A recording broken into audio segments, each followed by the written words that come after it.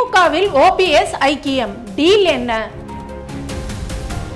முதல்வர் ஸ்டாலின் முன்னிலையில் திமுகவில் இணைந்தார் முன்னாள் முதல்வர் ஓ பன்னீர்செல்வம். அவருடன் அவரது மகனும் முன்னாள் எம்பியுமான ரவீந்திரநாத்தும் திமுகவில் இணைந்தார். அப்போது ஓபிஎஸ் ஆதரவாளர்கள் அண்ணா அறிவாலயம் முன்பு திரண்டு தங்களது ஆதரவை தெரிவித்தனர். திமுகவில் இணைந்த பின்னர் செய்தியாளர்களிடம் பேசிய ஓ பன்னீர்செல்வம், அண்ணா ஆரம்பித்த தாய் கழகமான திமுகவில் மனமகிழ்ச்சியுடன் இணைந்துள்ளேன். அண்ணா கருணாநிதி காட்டிய வழியில் அனைவரையும் அரவணைத்து செல்லும் வகையில் கட்சியையும் ஆட்சியையும் ஸ்டாலின் வழிநடத்தி வருகிறார். அரசியலில் சர்வாதிகாரமாக ஆணவ போக்கோடு நடந்து கொள்ளும் எடப்பாடி பழனிசாமி எந்த காலத்திலும் இனி வெற்றி பெற முடியாது என்னும் சூழலை அதிமுகவுக்கு உருவாக்கியுள்ளார். ஜெயலலிதா மறைவுக்கு பின்னர் லட்சக்கணக்கான அதிமுக தொண்டர்கள் திமுகவில் இணைந்துள்ளனர். ஒரு அரசியல் இயக்கத்தை எப்படி நடத்த வேண்டும் என்ற இலக்கணத்தோடு ஸ்டாலின் கட்சியை வழிநடத்துகிறார். அண்ணா கருணாநிதி எப்படி அனைத்து கட்சிகளையும் தாயுள்ளத்தோடு சட்டப்பேரவையில் அணுகினாரோ அதே பாணியில் முதல்வர் ஸ்டாலினும் செயல்படுகிறார். எடப்பாடி பழனிசாமிக்கு தலைமை பண்பு இல்லை.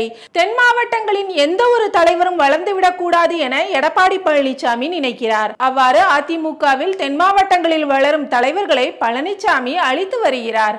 பழனிசாமியால் அதிமுக அழிவு பாதையில் செல்கிறது. கடந்த காலங்களில் அதிமுகவில் ஏற்பட்ட கசப்பான சம்பவங்களால் பாதிக்கப்பட்டேன். அனைவரையும் அரவணைக்கும் போக்கு இப்போது அதிமுகவில் இல்லை. அதனால் எந்த அழுத்தமும் இல்லாமல் சுயமாக முடிவெடுத்து திமுகவில் இணைந்துள்ளேன். வரும் சட்டப்பேரவை தேர்தலில் ஸ்டாலின் வாய்ப்பு கொடுத்தால் போட்டியிடுவேன். நான் சரியான முடிவை எடுத்துள்ளதாக அனைவரும் பாராட்டி வருகின்றனர். திமுக தீய சக்தி என்று நான் ஒருபோதும் சொன்னது கிடையாது. அதிமுகவுக்கு இனி எதிர்காலமே இல்லை என்றார் ஓ பன்னீர்செல்வம். ஓ பன்னீர்செல்வத்தை திமுகவுக்கு வரவேற்றுள்ள அக்கட்சியின் தலைவரும் முதல்வருமான மு.க. ஸ்டாலின், முன்னாள் முதல்வரும் அருமை சகோதரருமான ஓ பன்னீர்செல்வம் தாய் கழகமாம் திராவிட முன்னேற்ற கழகத்தில் இணைந்துள்ளார்.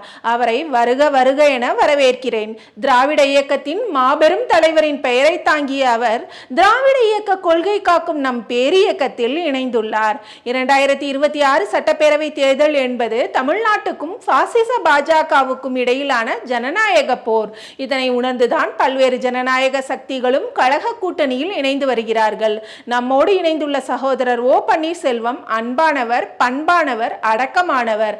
அவரது வரவு நல்வரவாகட்டும், தமிழ்நாடு வெல்லட்டும் என்று குறிப்பிட்டுள்ளார் ஸ்டாலின். 75 வயதான ஓபிஎஸ் கடந்த 1973 முதல் அதிமுகவில் இருந்தவர். முதல்வர், துணை முதல்வர், எதிர்க்கட்சி துணைத் தலைவர், அதிமுக இணை ஒருங்கிணைப்பாளர், பொருளாளர் உள்ளிட்ட பொறுப்புகளை வகித்தவர்.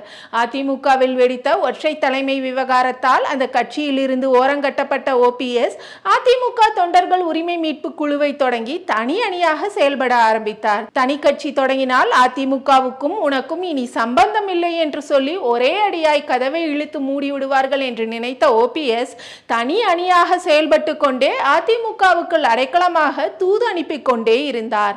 ஆனால் எந்த நிபந்தனையும் இன்றி கட்சியில் சேர தயாராய் இருக்கிறேன் என்று அவர் சொன்ன பிறகும் கூட ஓபிஎஸ்ஐ கட்சியில் சேர்க்க சம்மதிக்கவே இல்லை இபிஎஸ். இந்த விஷயத்தில் தனக்கு கை கொடுப்பார்கள் என ஓபிஎஸ் பெரிதும் நம்பிய பாஜக தலைவர்களும் அவரை கைவிட்டு விட்டதால் என்டிஏவில் இருந்து வெளியேறினார். இதனிடையே இனியும் இவரை நம்பிக்கொண்டிருப்பது நல்லதல்ல என்று முடிவுக்கு வந்த அவரது விசுவாசிகள் சிலர் திமுக பக்கம் சத்தமில்லாமல் செட்டில் ஆனார்கள். இன்னும் சிலர் தாய் கழகத்திலும் தஞ்சமடைந்தார்கள். இந்த நிலையில்தான் ஜெயலலிதா பிறந்த நாளன்று இனி நான் என்ன சங்கரமடத்துக்கா போவேன் என்று போடியில் கூட்டம் கூட்டி விரக்தியுடன் விம்மினார் ஓபிஎஸ்.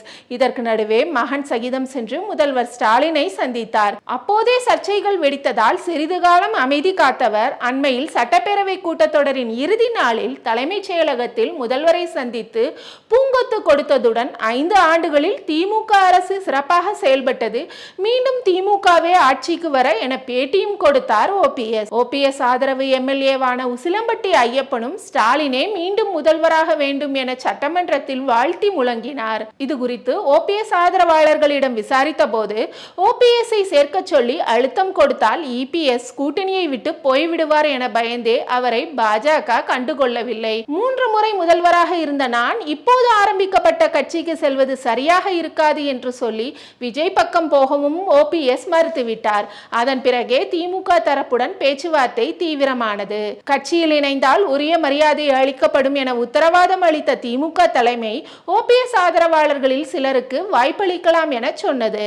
அதனால்தான் முதலில் தனது விசுவாசிகளை அனுப்பிவிட்டு இப்போது அவரும் இணைந்துள்ளார் என்றனர் ஓபிஎஸ் ஆதரவு நிர்வாகிகள்.